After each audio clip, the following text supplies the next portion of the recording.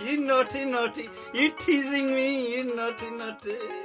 So this was my first trade taken on my live account with Trader8. I've got 2k worth of capital in there, and the idea is to basically scale it from there with patience and discipline. Obviously, probability means I'll win some, I'll lose some, as long as I can stay consistent towards the plan. Regardless, I'm going to be tracking it all, so we'll see how I get on with that. So this was a 15-minute setup.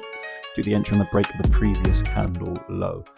It was an onion play, a sell on gold, where, to be honest with you, I'm only really trading gold as of right now because my data's leaning me more towards that. In terms of probabilities, favour me more on gold than the likes of NQ and silver, which I've also traded previously. Yeah, so this trade was taken about 3:30 Eastern time, which is 8:30 here in the UK, which is London Stock Exchange open. I did spend a bit of time away from the charts on this trade, to be honest, because it's a bit of a longer one, took about 30 to 35 minutes, which is fairly a bit longer than what my other trades usually take, which isn't an issue at all. Just meant I had to remain a bit more patient and deal with price kind of moving up and down as it usually does. So yeah, 15 was an onion, nice setup, as you can see kind of here. It did close at support. Some people would see that, but at the same time, when you look at the trend, we've been absolutely melting and moving bearish.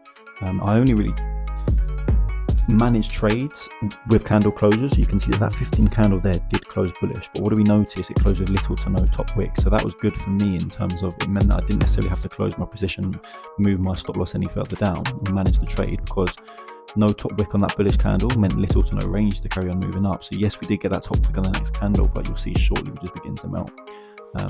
So yeah, 15 onion, 30 celery, so a setup on 30 as well as the 15. The 1 hour and the 4 hour are correlating. They were looking strong bearish. They both had clean range, which meant you could expect to drive down, because nothing will kind of get in the way of price moving down.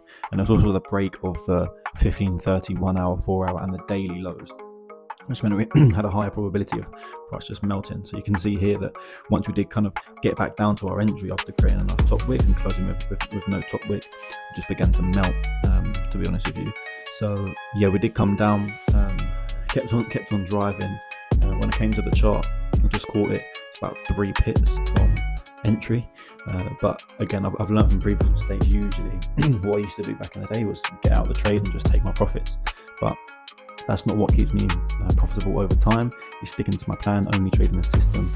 I only deal with managed candles when they close, and that's about it. So that was a strong 15 bearish closure, which meant we still had room to drive down, even though we just about hit my TP. I stayed in the trade, stayed patient, and eventually came all the way through. So I felt comfortable with leaving that and taking my full profits at the end of the day. So yeah, on to the next first trade.